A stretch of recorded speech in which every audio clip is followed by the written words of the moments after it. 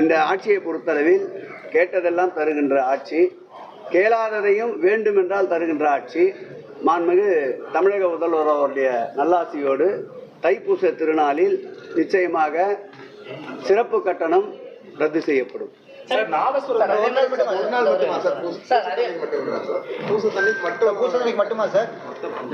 மொத்தம் 10 நாள் திருவிழாங்க.